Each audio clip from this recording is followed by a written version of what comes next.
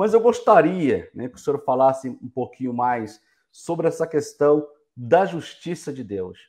Deus ainda, ele faz justiça com relação ao pecado, ou a pessoa ela pode continuar pecando desde que ela desceu as águas, se ela morrer, ela é salva. Ou seja, aquela teoria de Calvino. É uma vez salvo, salvo para sempre. Ou Deus não faz mais justiça. Como que funciona isso? É um assunto muito, muito interessante, porque para falar de justiça de Deus, primeiro precisa se conhecer um juiz, não é? O senhor sabe que há Perfeitamente.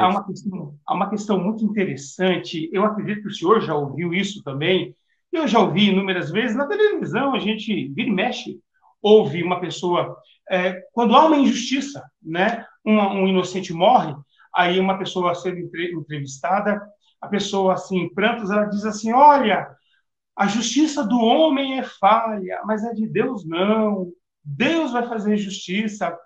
Ela tem uma ideia, ela constrói uma ideia de que ela está vivendo uma injustiça. Eu estou vivendo uma injustiça porque um ente querido foi assassinado ou uma tragédia aconteceu. E então, quando vai para a justiça do homem, né, enfim, quem sou eu para falar de justiça com um advogado? Meu Deus do céu. Mas ela tem uma ideia de que indo para a justiça do homem, ela vai falhar. Existe lá as ferramentas que vai ser usada, então o conceito daquela pessoa é esta que fez mal a mim, ela vai ser absorvida porque a justiça humana ela é falha. Agora, a de Deus ninguém vai escapar. Mesmo ela não sendo cristã, mesmo ela não conhecendo a Bíblia, ela tem uma ideia firme de que Deus não falhará, que haverá um dia, uma hora que está agendado, que a justiça de Deus não falhará. E isso é fato. E isso, a Bíblia Sagrada, ela deixa inúmeras passagens bíblicas. Eu vou comentar aqui três extremamente conhecidas, onde Pode Deus ficar à ele vontade. aplica a sua justiça com a humanidade, não é somente com Israel, não é somente com o seu povo, porque haverá justiça tanto para ímpio, para justos, haverá justiça para recompensa e para condenação, e ninguém vai se safar dessa justiça. Então, a primeira pergunta que nós precisamos fazer é sobre o caráter desse juiz. Se ele também vai ser justo, vai aplicar a sua justiça ou não.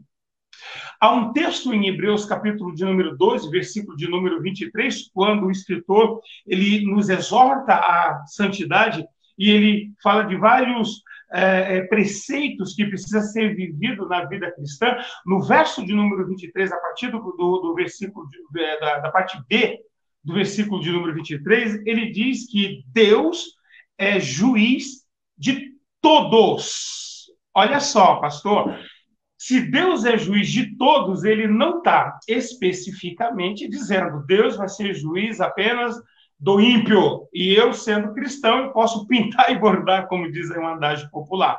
Não, ele vai entrar com um julgamento de todos.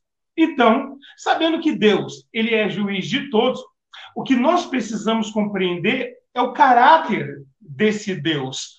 Então, se Deus ele tem uma justiça e ele aplicará essa justiça, há duas definições acerca da justiça de Deus: a externa e a interna. É interessante porque quando fala-se da justiça interna, é como que se estivesse falando que a emoção, o estado emocional de Deus, ele não varia diante de uma circunstância para aplicar a justiça. Por exemplo, eu sou uma pessoa extremamente emotiva. Se eu ver alguém chorando, se eu ver alguém sofrendo, eu acabo sentindo a dor daquela pessoa. E eu posso ficar do lado dela simplesmente porque dentro de mim, as minhas emoções, elas estarão dizendo, olha, o que ela está sofrendo está mexendo com a sua estrutura emocional. Com Deus isso não funciona. Esse aspecto interno da justiça de Deus denota que Deus, ele, no seu caráter, ele é absolutamente justo. Absolutamente justo. Então, não há nenhum ato emotivo, não haverá nada que vai mexer, que vai desestruturar o caráter desse Deus justo internamente. Isso é muito interessante. E o curioso de tudo isso, porque isso já dá até mesmo para uma mensagem para nós pregarmos, porque se você confia em Deus, confie que a imutabilidade de Deus, esse aspecto interno da justiça de Deus, ele não vai variar, ele não vai oscilar, ele vai continuar sendo justo. Ah, mas pastor Valdo, pastor Clemilson, eu estou sendo injustiçado no trabalho, estou sendo injustiçado na minha família, estou sendo injustiçado na minha sociedade. Pois é, o Deus que conhece internamente no seu caráter, ele é justo, ele aplicará essa justiça porque ele não muda. Esse é o aspecto interno. O aspecto externo da justiça de Deus também é muito interessante, porque diz respeito daquilo que Deus ele faz. Aqui há um detalhe muito curioso, muito interessante. Aquilo que Deus ele faz é justo. Se Deus ele faz tudo de uma forma justa, isso quer dizer o quê? Isso quer dizer que tudo que Deus faz é reto, é certo. A gente poderia aqui abrir um leque diante do que vivemos hoje a nível mundial e diante dos acontecimentos, diante dos fatos ocorridos que nós estamos vivendo, a gente poderia até questionar: será que de fato aquilo que Deus está fazendo é justo? Só que há um detalhe, a gente precisa abrir um parênteses nisso, um parênteses. Eu vi, não sei se o senhor, evidentemente, acho que não viu, não teve tempo, uma tragédia muito grande por consequência da chuva em Franco da Rocha, onde 29 vidas... Eu vi alguns relances, só li algumas coisas no Facebook, mas eu não parei para assistir a matéria, não. 29 vidas já foram ceifadas. Meu Deus. E dentro dessas 29, pastor Clemilson, um bebezinho de apenas 3 meses de vida. E eu vou falar para o senhor, eu estava no meu trabalho pensando nisso, eu disse: Senhor, o que esse bebê, com 3 meses de vida, ele conheceu da vida, ele conheceu do mundo, ele conheceu da história da sua própria casa, da sua própria família. E esse bebezinho, ele morreu soterrado por consequência da chuva. Aí a gente poderia dizer assim: mas Deus não poderia fazer nada? Deus não poderia intervir? Por que Deus permitiu? Vamos pôr a culpa aqui no pecado do pai, no pecado da mãe, na conduta do ser humano. Mas espera lá, vamos falar sobre justiça? Vamos. Aonde você construiu essa casa? Era apropriado? Aonde você levantou os alicerces? Era apropriado? O terreno era apropriado? Estava em uma superfície que poderia receber uma quantidade imensa de chuva, de águas, e ela permanecer de pé?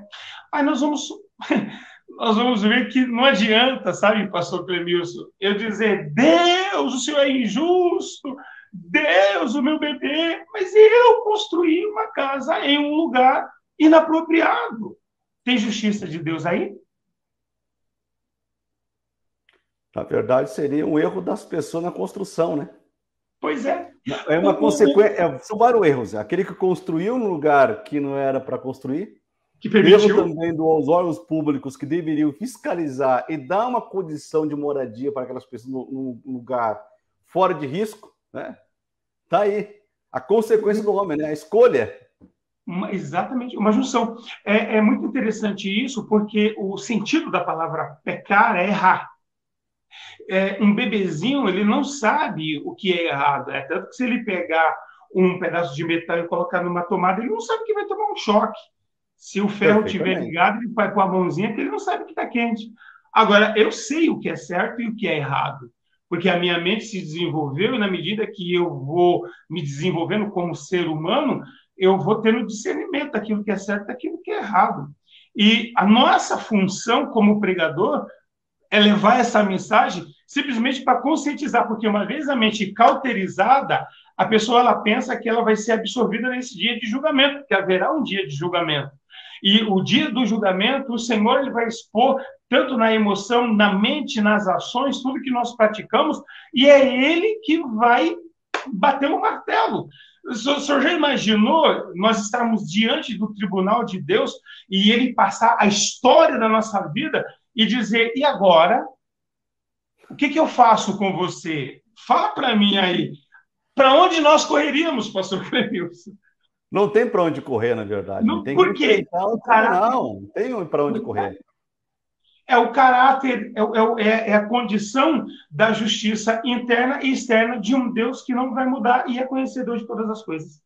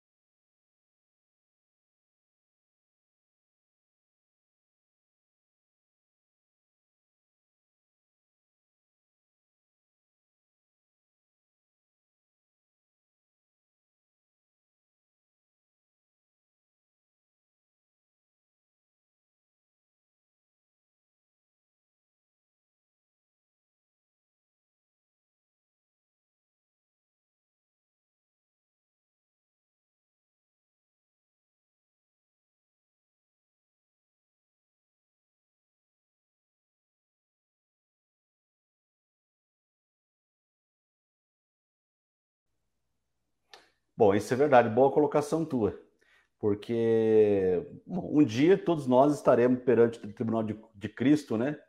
E iremos ser julgados. Então, na visão do Senhor, analisando todas as questões, eu dou um exemplo muito bacana, que foi o caso da morte de um bebê, do deslizamento de terra. Quem foi o culpado, foram os pais, pecaram ou não, mas a justiça de Deus em si, sobre o pecador. Deus vai fazer a justiça dele, vai criar situações para complicar a vida daquela pessoa, ou Deus simplesmente ele se afasta e deixa a pessoa ali por conta própria dela, e ela sendo vulnerável aí a ataques, né, de espíritos malignos, como nós vemos hoje. Boa, muito boa. Em Romanos capítulo 1, versículo de número 28, a Bíblia diz que uma vez que a mente estiver cauterizada, essa pessoa ela não se volta para Deus. Então, uma pessoa, ela pode viver uma vida, ela pode ter uma conduta totalmente pecaminosa. E ela é alertada. Na minha história de vida, sabe, pastor, eu já vivi várias experiências onde pessoas no seu leito de morte, elas reconheceram Cristo, sabe, elas reconheceram a sua vida de pecado, elas abriram o coração para o Senhor, e eu, em oração, orei e disse, Senhor, a vida dela está nas suas mãos. E eu já tive experiência também, e isso eu não esqueço, carrego para o resto da minha vida, com um senhor de 86 anos, pastor Clemilson. Eu estava na cidade de Osasco, na grande São Paulo. E o filho que congregava comigo na ocasião, ele disse, pastor, meu pai está muito doente, eu gostaria que o senhor fosse lá fazer uma oração, conversar. Quem sabe, de repente, dentro de um apelo, ele entregaria a vida para Cristo. E eu disse, vamos. Peguei um obreiro da igreja e nós fomos até a casa dele. Conversamos com esse homem, ele estava bem sóbrio, sabe? Ele estava bem doente, mas bem sóbrio, lúcido. E conversando com ele, falando da obra de Cristo, falando da morte sacrificial do Senhor, falando do sangue, falando da obra vicária. Apresentando a ele o caminho da vida eterna, o caminho da salvação. Em momento algum, eu disse a ele, olha, o senhor aceita Jesus e ele vai te curar, o senhor vai levantar da cama. O senhor aceita Jesus de forma alguma. Eu estava mostrando para ele que a vida dele poderia ser findada naquele exato momento. Porém, o seu espírito, ele teria dois caminhos apenas a percorrer. Ou o da eternidade, ou o da vida eterna, ou o da condenação eterna. Deixei isso bem claro. E acredite o Senhor ou não, quando eu lhe apresentei Jesus, a resposta que eu tive daquele homem foi a seguinte, eu não quero. Quando ele disse isso, eu olhei para o obreiro que estava comigo, ele arregalou os olhos, como se estivesse dizendo, o quê? Eu não estou acreditando. Ele não quer? Porque, claro, eu não quero. Eu o respeitei, orei por ele em respeito ao irmão que estava ali comigo. O irmão, quando ele me levou até o portão, ele disse, pastor, fazer o quê, né? Eu disse, pois é, irmão. Foi a decisão que ele tomou. Pastor, primeiro, não deu. Na mesma semana, não lembro, 3, 4, 5 dias, esse senhor faleceu. Então, respondendo à pergunta do senhor, se hoje tivesse aqui o tribunal de Cristo e ele estivesse diante desse juiz aqui, esse juiz poderia chegar para ele nesse exato momento e dizer, eu mandei um servo meu ir falar com você. Eu mandei que alguém fosse lá me apresentar o meu filho que morreu exatamente para absorver os teus pecados e te conduzir a uma nova vida. Mas qual foi a tua resposta? Eu não quero. Foi não. O que esse justo juiz vai fazer com ele? Vai passar a mão na cabeça dele e vai dizer, mas vem cá, eu estou com tanta dó, você morreu com 86 anos, e eu vou aqui, eu vou abrir uma exceção para você. Entra. Não. Foi uma decisão que ele tomou, que sacramentou. A Bíblia diz em Mateus, capítulo 12, verso de número 36, se não me falha a memória, que nós somos justificados pelas nossas palavras e nós somos condenados pelas nossas palavras. O judeu, ele tem muito cuidado de falar de uma vida alheia, porque ele sabe que aquilo vai desencadear, não em benefício, mas em sentença na vida dele. E nós, eu digo nós, pessoas, cristãos, não cristãos, falamos da vida alheia sem um pingo de temor. Julgamos, condenamos, apontamos. A pessoa, olha, fulano de tal estrupou e matou uma mocinha, precisa ser morto, tem que ir para a cadeia, condenação, etc, etc. Porque o nosso conceito de justiça é exatamente esse, mas o conceito da justiça de Deus não. Então, quando Deus ele entrega esta pessoa para que ela viva dentro dessa condição, ela mesma, a pessoa, ela já está se autocondenando, ela já está mostrando que não adianta apresentar a Deus um outro caminho para ela, porque ela não quer. Existem pessoas que, por mais que o Senhor leve o evangelho, ela não quer. Existem pessoas que ela pode viver uma prática pecaminosa e você tentar tirá-la daquela vida, ela não quer. Existem pessoas que não saem do vício porque ela não quer. Então, quando ela não quer, Deus não vai forçá-la a mudar. O que ele faz? Ele pode mandar um mensageiro. Isso em toda a história da Bíblia, principalmente no Antigo Testamento, foi assim. Ele manda um profeta, ele suscita um profeta, ele leva uma exortação, ele leva uma palavra para conscientizar que o que eles estavam fazendo estava em desacordo à lei de Deus e, consequentemente, veio uma destruição. Lembra aqui sobre Juízes, capítulo de número 6, que começa dizendo: e fizeram o que era mal os filhos de Deus, por isso o Senhor os entregou nas mãos dos midianitas por 7 anos. O povo empobreceu, vivia em cova e trabalhava somente para comer. E quando eles iam colher, os midianitas roubavam. Deus levanta primeiro um profeta para levar uma mensagem, depois suscita o juiz Gideão para resgatar aquele povo. Então, não existe essa ideia de que se eu viver aqui uma vida totalmente desresgada, uma vida que eu vivo da forma que eu quero, e Deus simplesmente ele vai dizer, ok. Até porque Romanos 6:23 diz que o salário do pecado é a morte. E Isaías 59, verso 2 diz que o que separa o homem de Deus é o pecado. Então, não tem para onde a gente correr. Ainda dentro da pergunta que o Senhor fez, o Jardim do Éden. Vamos imaginar o Jardim do Éden em 2 fases. A primeira, onde Adão e Eva estão vivendo em plena harmonia e equilíbrio, tanto com a natureza e com Deus. O texto diz que na viração do dia, Deus se apresentava. Relacionamento, família, homem e mulher, casal e Deus. Quando Satanás, na personificação da serpente, ele consegue induzi-la a pecar, a primeira coisa que acontece, separação. E lá em Gênesis 3, a aplicação da justiça de Deus. Ah, Deus, o Senhor foi injusto, porque o Senhor fez homem e a mulher, deu o Jardim do Éden, tudo maravilhoso. Agora eles erram, o Senhor põe para fora. E o pior, amaldiçoa a terra, diz que ele iria comer do suor do rosto, diz que a terra ia produzir abrolho, espinho e cardo, diz que a mulher ia sentir dor e ia viver debaixo da submissão humana do homem. Mas e aí? Deus não tinha dito, de todas as árvores do campo comerás, mas da árvore da vida, do conhecimento do bem e do mal, dela não comereis e nela não toquereis. Foi observada e foi obedecida a ordem, pastor?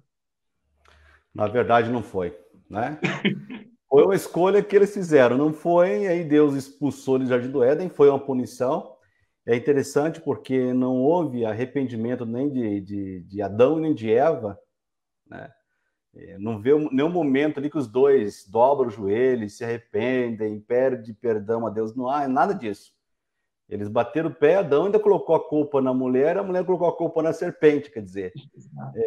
Às vezes a mesma coisa funciona hoje, as pessoas sempre procuram um bode expiatório para colocar a culpa, né? Eu sempre brinco não pregando, ensinando, eu falo o seguinte, olha, aquele que sempre procura um bode para expiar o pecado dele, nunca encontrará o cordeiro para tirar o pecado dele. Exatamente. O cordeiro que tira o pecado é Jesus Cristo. E nós sabemos disso, né? Acho que todo homem peca, todo homem falha.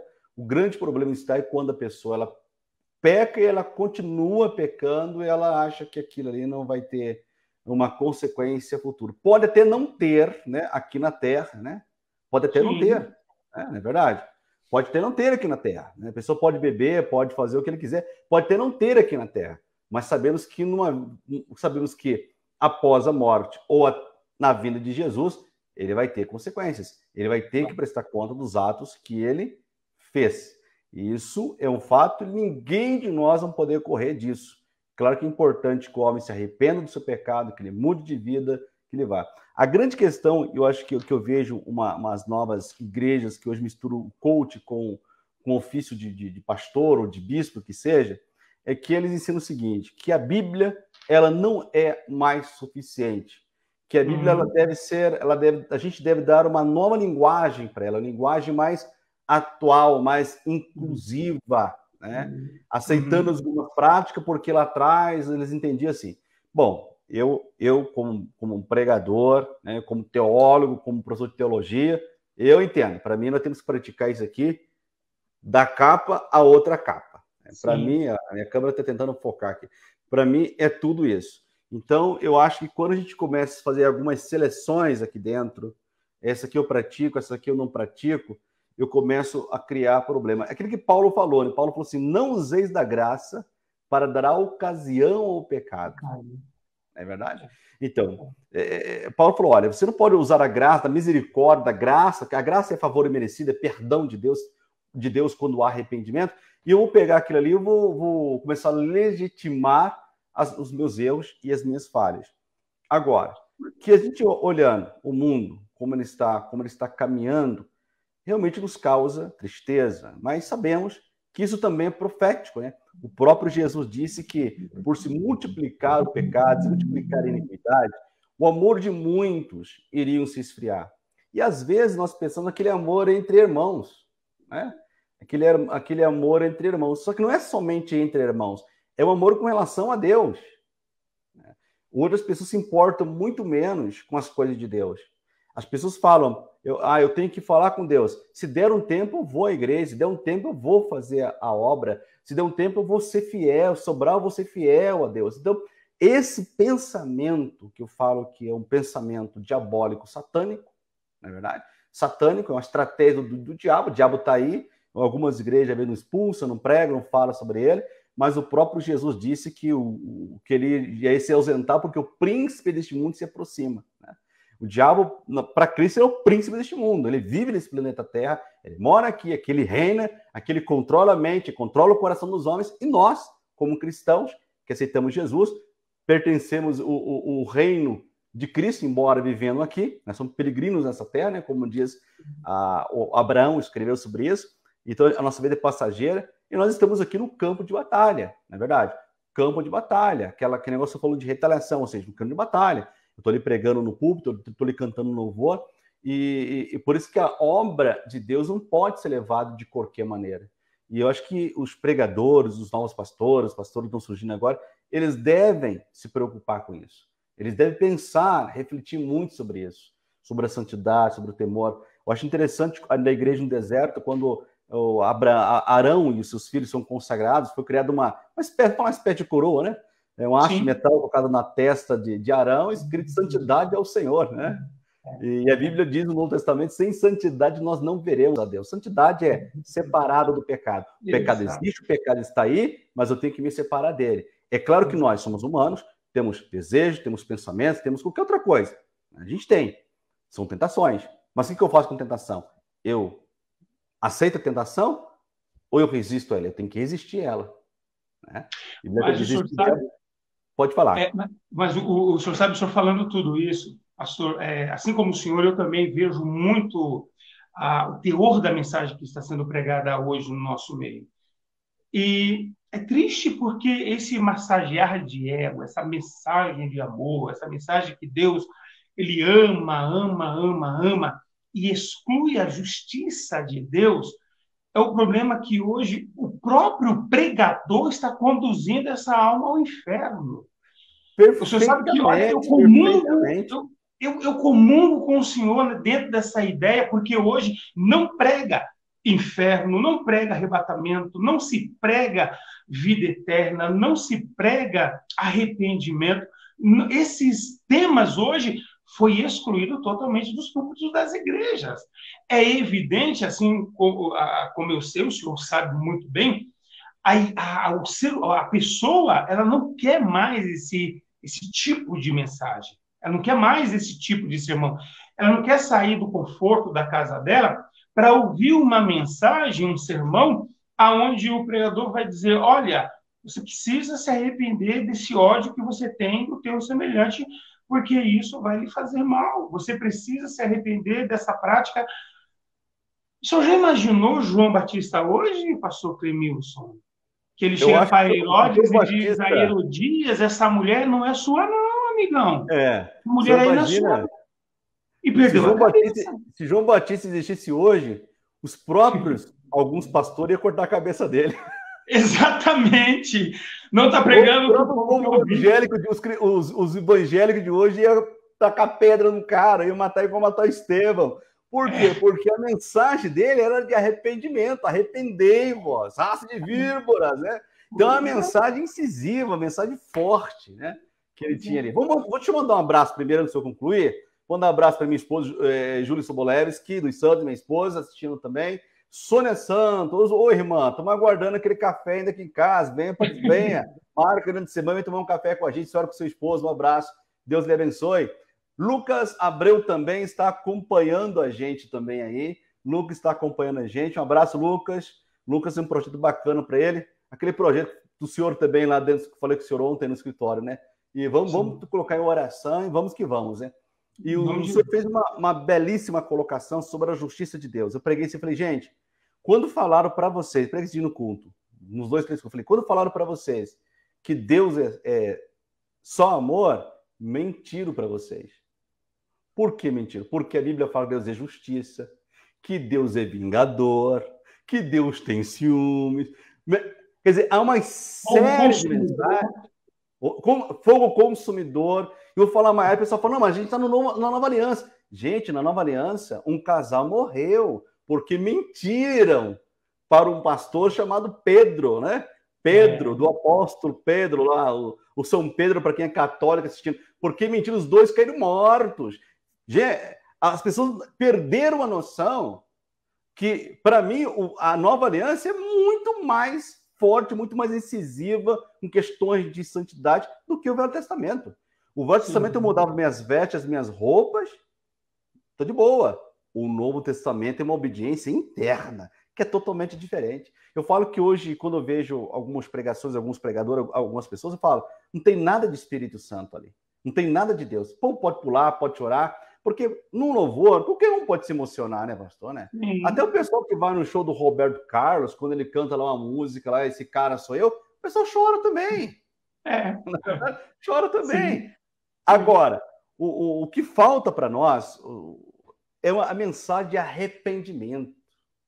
A mensagem que chama para a santidade, para o compromisso com Deus, com as coisas de Deus. Aquilo que a gente viu lá na igreja, lá atrás, né? O crente tinha um problema, a primeira coisa que ele fazia era dobrar o joelho e orar. Hoje o crente tem um problema, a primeira coisa que ele quer fazer é trocar de igreja.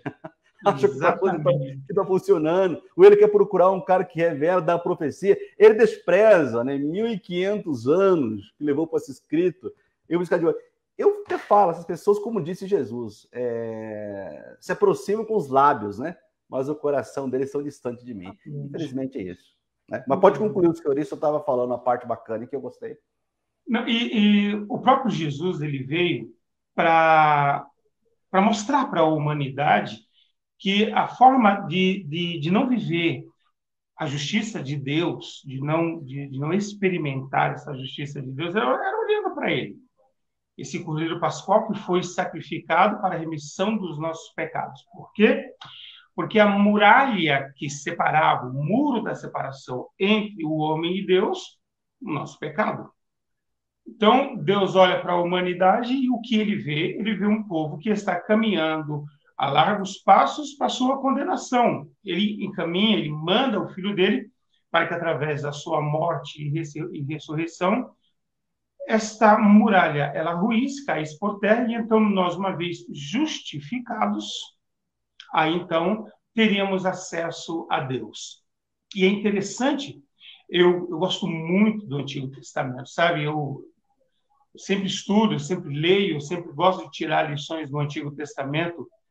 E se o senhor lê todo o Antigo Testamento, é força de expressão que eu estou falando aqui, já leu, mas o senhor vai ver que toda a trajetória daquele povo, toda a história daquele povo, houve consequência mediante o pecado.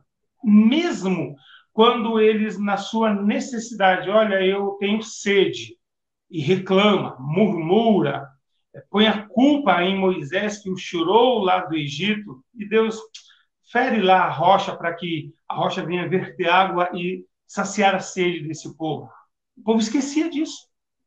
E volta-se a pecar. E tem fome, e murmura por conta da fome, e Deus manda codornizes, mas sempre o Senhor vai ver lá dentro da história que a morte também acompanhava aquele povo. Uma sentença era sempre aplicada por conta daquela conduta, por conta daquela vida que eles estavam levando. Hoje, levando em conta aqui, fazendo um paralelo com o passado e a atualidade, nós hoje poderíamos dizer assim, olha, vamos aqui fazer um propósito onde nós vamos pregar sobre esses temas e levar o povo, pelo menos, a um estado de consciência. Vamos falar, você vai olhar para a tua vida. Um exemplo aqui que me veio na memória agora, tá? Okay. Em Hebreus, capítulo de número 13 e verso de número 4. A Bíblia diz assim, digno dentre todos seja o matrimônio e o leito sem mácula. Algumas traduções diz venerado dentre todos seja o matrimônio e o leito sem mácula, sem mancha. Falando do quê? Prostituição. Pronto. Falando que não deve. O homem e a mulher não podem e não devem viver uma vida de prostituição. Ok? E então nós levamos lá de novo para o Éden, onde Deus institui o casamento com o homem e a mulher. Ele viu que não era bom que o homem estivesse só, e então faz a auxiliadora. O senhor já reparou como a família cristã hoje ela é atacada? E o senhor já reparou também a quantidade de pessoas que hoje elas correm para a igreja pedindo oração ou participando de campanha cujo objetivo é apenas o casamento? Meu marido arrumou uma amante, minha esposa esfriou comigo, nós estamos vivendo em contenda, há uma incompatibilidade de gênero, não conseguimos mais dividir o mesmo teto. Por que será? Eu vou lhe dar a resposta. Porque se você olhar para a vida, primeiro nós vamos olhar para a conduta daquilo que é certo. Eu estou vivendo certo com a minha esposa? Se eu estou vivendo certo, beleza. Segundo, a minha prática como marido e vice-versa, esposa, também está sendo coerente, correta? Respeito, diálogo, interação, carinho, ok, certo? Então, entrou algo estranho, opa, eu vou dizer para Deus, Deus, eu estou vivendo uma vida correta. Eu estou vivendo, eu sou casado com essa mulher, o meu leito não tem mancha, não estou vivendo, me prostituindo, não sou... Então, Deus, ele vem e me ajuda. Deus, ele vem e me socorre. Mas o senhor imagina se hoje nós fizéssemos uma campanha voltada para a família e estivéssemos abençoando, entre aspas, abençoando, eu abençoo a tua vida, abençoo a tua casa, e ali tem um homem que tem uma amante dentro da tua igreja, um casal que não está vivendo conforme a Bíblia ela ensina, casados legalmente. Então, não tem como eu chegar para esse Deus justo e dizer abençoa eles, sendo que eles já estão vivendo numa prática de injustiça porque estão fazendo aquilo que é errado. E é tão interessante isso, porque se o senhor sair de Gênesis 3 para Gênesis 6, o senhor vai perceber que a família de Ló estava tão fissurada, tão envolvida com Sodoma e Gomorra, que não quiseram sair. O anjo pegou nas mãos deles para expulsá-lo de Sodoma e Gomorra. Família. A Bíblia diz que Ló ele era justo? Era. Só que ele estava dentro de uma sociedade totalmente perversa e corrompida, que quando eles saíram da cidade, a mulher dele fez o quê? A lembrança olhando para trás e virou tempero. Por quê? Virou tempero porque a mente dela, cauterizada por Sodoma e Gomorra, estava lá. Então não adiantava ela avançar, porque ela estava presa. Então, se você está preso, continua preso em Sodoma e Gomorra, só como estátua de sal. É como O mesmo disse. aconteceu com o povo na trajetória do deserto. A mente estava presa. Então não adianta eu hoje tentar pregar ou ensinar, por exemplo, as famílias e dizer: olha, você está vivendo quantos anos com o teu marido? 20 anos, casa? Não, ele não quer, mas ele não é crente, então ele tem que casar. É uma forma de apenas não dizer eu que sou pastor, sou casado, é ensinar a minha igreja que se eu quero que Deus ele venha estar dentro do meu relacionamento e dentro das minhas práticas como um casal, eu tenho que estar legal com a lei lá fora ou não? Eu tenho que estar legal para que os meus filhos carreguem o meu sobrenome e tenham futuramente a minha herança. Se o Senhor estender a história e ir para Gênesis capítulo de número 18, quando Abraão recebe os 3 anjos e Deus no estado teofânico, conversa com ele, e ele está intercedendo pelos homens, não é apenas pelo o sobrinho, é pelos homens. O verso 25 de Gênesis 18 está escrito assim, parte B, Abraão falando com Deus: porventura não fará justiça o juiz de toda a terra, porventura condenarás, matarás o justo com o ímpio? De certo não. Por quê? Porque a mente de Abraão é que ele estava diante de um Deus certo, reto, justo.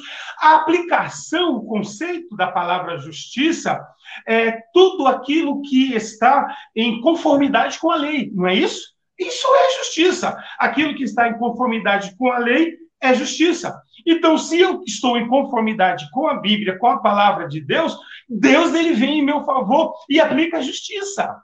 Por que, que o mundo antigo ele foi totalmente dizimado pelo dilúvio? Porque o texto diz que viu Deus que os pensamentos do homem eram continuamente pecaminoso. Qual foi a saída? Aplicar juízo. Qual foi o juízo? O dilúvio. Eu pergunto, se Deus, nos seus atributos morais, a imutabilidade faz parte desse atributo, ele mudou? E certo que não. Ele é o mesmo de ontem, de hoje, será eternamente, não muda. É. Pode mudar as pessoas, pode mudar os conceitos, as pessoas podem mudar os conceitos que elas têm, mas a palavra dele continua do mesmo jeito. Vou mandar um abraço aí para Valdeci Pardim. Um abraço aí, meu irmão. Pai do Senhor, Deus abençoe. Obrigado por estar acompanhando a gente aqui na nossa transmissão. E vamos que vamos. Mas é bacana a colocação do senhor a respeito disso, o exemplo que deu aí do casamento.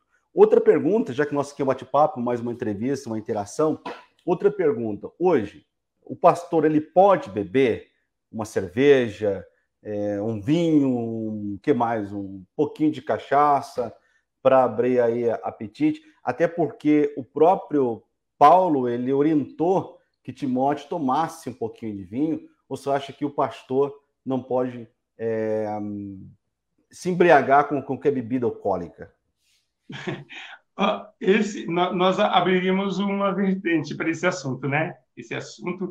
Você sabe que já fizeram muitas vezes essa pergunta para mim, né? Eu tenho o meu conceito. É claro que a gente precisa tomar muito cuidado quando nós falamos sobre esse assunto, porque todo excesso é pecado. Se eu não. Eu estou citando um exemplo aqui, tá? Eu não bebo. Ok. Compensação, o senhor me chama para um churrasco na casa do senhor. Valdo, vem aqui, nós vamos fazer um churrasco, estou chamando aqui alguns amigos. E eu começo a comer, e tomo refrigerante, comer. E quando eu vou embora, o senhor vira assim para a esposa e diz assim: nossa, o rapaz comeu, hein? Aí eu chego em casa e falo: eu preciso de um antiácido. Aí eu preciso de um remedinho, porque eu estou passando mal de tanto que eu comi. Pequei.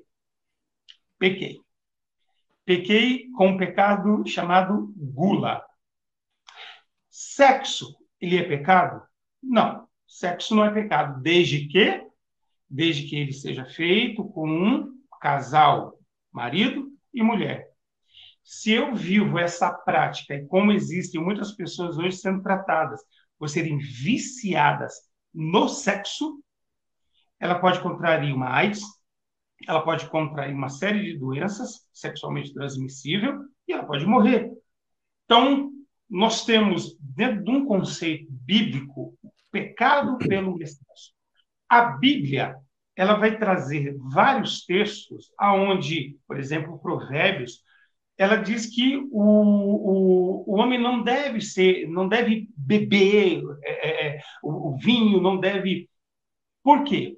Vai haver alteração no seu estado moral, no seu estado psíquico, e essa pessoa vai gerar escândalo. Ela pode chegar a um momento embriagada na casa dela, bater na mulher, se descontrolar e a coisa ficar feia. Então, a questão é, até que ponto esse indivíduo ele pode ter controle sobre tudo na sua vida, a ponto de poder dizer, olha, eu não gero escândalo ao fraco, mas eu sou uma pessoa controlada. Então, nós hoje vemos essas questões da seguinte forma: o que é melhor nós fazermos? Poda, corta, tira. Se me verem aí num bar, e se eu estiver lá com uma cervejinha aberta, tomando, quando olharem para mim, dizem, o pastor não bebe, ele é crente, meu Deus do céu, onde já se viu isso? Pronto. O que eu fiz com essa vida? Eu tirei ela da igreja. E se ela veio também do mesmo vício, ela vai dizer, se ele bebe, por que eu não posso beber? Pumba! Então, assim, radicalizar, Jesus ele disse algo muito interessante, que nós podemos usar isso até como uma lição aplicativa na vida. Ele disse, se o teu olho te escandalizar, arranca e joga fora. Isso é uma linguagem radical. É claro que ele não está mandando enfiar uma faca aqui e arrancar o olho. É uma radicalidade usada, né, na linguística, dizendo, se você não consegue, radicaliza. Se você não tem controle, não tem domínio, radicaliza. A tua mão, as tuas mãos, elas não têm controle, corta ela. Radicaliza. Então, muito. Eu sei que eu estou, de repente, só pode dizer assim, ele não deu uma resposta direta. A resposta direta que eu daria é: se você usa essa prática, a primeira coisa, cuidado com a tua saúde. Porque assim como o cigarro dá câncer na língua, na garganta e nos pulmões, a bebida também vai dar uma cirrose, a bebida também vai gerar uma doença, e a bebida vai destruir a sua casa, vai destruir a sua família, vai destruir a sua vida. Então, se nós queremos ser um cristão para não gerar esse tipo de escândalo para a minha sociedade, parentes e vizinhos, o que é que eu faço? Eu corto. Mas eu não tenho também esse poder de proibir. Eu posso chegar e dizer assim, olha, você não pode, mas eu não estou com ele 24 horas. O senhor sabe muito bem que existem muitas pessoas hoje, que por mais que nós possamos usar o texto da Bíblia para radicalizar dentro de qualquer assunto da vida ou da prática, essa pessoa ela vai fazer escondida. Ela vai fazer escondida por quê? Porque ela não quero briga nem discussão com o meu pastor, porque eu gosto dele, ele é muito gente boa. Mas eu faço escondido. É onde nós vamos cair de novo dentro da justiça de Deus. Escondeu de mim, do Senhor e de Deus. Não.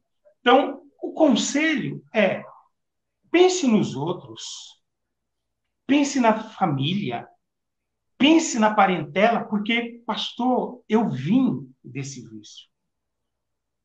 Eu vim. Uma hora nós vamos conversar sobre isso. O negócio comigo não era brincadeira, não. E até que os meus primos se convencessem que, de fato, eu era crente e eu estava transformado, levou tempo para eles acreditarem. E se eu levar de novo esse exemplo, eles vão dizer: tua conversão foi falsa, foi mentirosa. Porque na mente das pessoas, a conversão, ela também é como que uma incisão na vida da pessoa que tirou da podridão e já colocou na santidade. E não é assim. Todos os dias nós lutamos para viver uma vida em harmonia e comunhão com Deus, lutando contra nós mesmos. E dentro daquilo que nós lutamos contra nós mesmos, tem as nossas paixões, tem as tentações, tem os vícios, tem os costumes, tem a palavra que nós falamos, que muitas vezes são palavras que ferem, machuca, derruba uma pessoa, tira ela da igreja e não paramos. Vou levar mais adiante ainda. Pessoas que mostram um caráter tão distorcido porque gera fofoca, gera discórdia, gera briga, gera facção, gera divisão, mas não tem vício nenhum. Então, vamos radicalizar? Vamos. Olha para a vida, olha para a prática, olha para tudo. E vai ali, ó, rodando, vai tirando. Aquilo que não tem força, busque ajuda. Vamos buscar ajuda na oração, vamos buscar ajuda no ensinamento, vamos buscar ajuda. Porque a pessoa pode na tua frente dizer, não, passou, ó, tô... Só que pelas costas. Então, o Continua. conselho é, eu não quero levar ninguém para o caminho da perdição ou ao escândalo, porque Jesus disse, se eu levo alguém ao escândalo, é melhor eu pôr, amarrar uma corda, colocar numa pedra de mó e me lançar no mar, não é isso? Então, se eu me preocupar com os outros, eu simplesmente não pratico nada que vai gerar esse tipo de escândalo. Não sei se eu fui claro o suficiente para Não, o Senhor, foi sim. mas Explanou, se há um... explanou bem, bem. A colocação foi show de bola. Eu também entendo, na verdade, que a bebida não convém, né, para o cristão e a escolha de cada um, né? A gente prega, a gente ensina, e, bom, eu não gosto nada daquilo que me tira a sanidade. Então, nada que me deixa, até a questão da emoção também, se eu estiver emotivo ou com dó ou triste, eu já não tomo nenhuma decisão, porque eu não estou no meu estado psíquico bem, então eu espero passar um momento para tomar uma decisão ali. Foi muito boa a colocação. Nós estamos já encerrando aqui o nosso podcast, muito produtivo. Eu gostaria que o senhor fizesse as considerações finais para a gente encerrar aqui. Eu saio do ao vivo, a gente fica aqui em off para conversar um pouco ainda. E o senhor gostaria de falar para o pessoal que está assistindo a gente aí? Tem uma galera assistindo a gente aí. Deus ele recompensa uma vida de retidão. Deus ele recompensa. Então, uma vida reta é recompensada por Deus. Talvez quem está aí nos assistindo, nos acompanhando, está orando e pedindo tanto que Deus venha fazer uma justiça ou que venha realizar algo que deseja o seu coração. Olhe para si. Veja se a tua vida ela está de comum acordo com os preceitos bíblicos, porque Deus ele recompensa. Isso você não tenha dúvida nenhuma. Deus fez isso com Abraão e Deus continua fazendo isso conosco. Se eu levo uma vida cristã reta, digna, e Deus ele olha para mim, ele me recompensa, porque ele sabe que eu estou levando uma vida certa.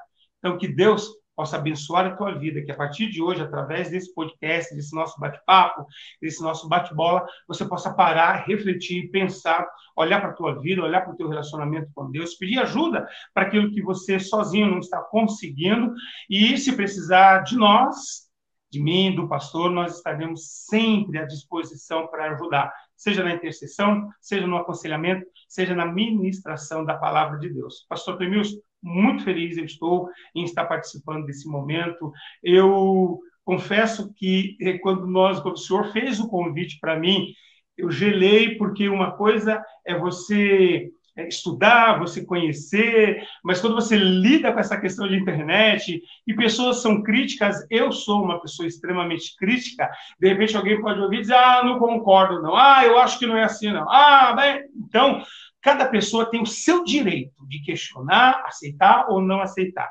Mas eu também sempre digo o seguinte, eu estou aberto a sugestões e reclamações. Ninguém tem o dever de simplesmente aceitar tudo que eu falo, mas tem o direito também de chegar até mim e dizer, pastor, me explica melhor, me fala mais sobre esse assunto, para que eu possa comungar da mesma opinião e da mesma ideia. Deus abençoe a vida de todos os nossos queridos irmãos e que venha a recompensa do justo juiz sobre a vida de todos, em nome do Senhor Jesus. É isso aí, gente. Chegando no final aqui, muito obrigado, pastor, por ter participado comigo aqui. E já quero aproveitar você que não conhece o Ministério Irmãos Batista aqui na cidade de Arapongas, na Rua Condor, 791. Temos reuniões 9 da manhã no domingo amanhã e também 7 horas da noite. Venha participar com a gente, mas traga a sua Bíblia. Venha participar com a gente, tenho certeza que vai ser uma palavra edificante. Deus abençoe e boa noite. E o pastor tá junto, tamo junto.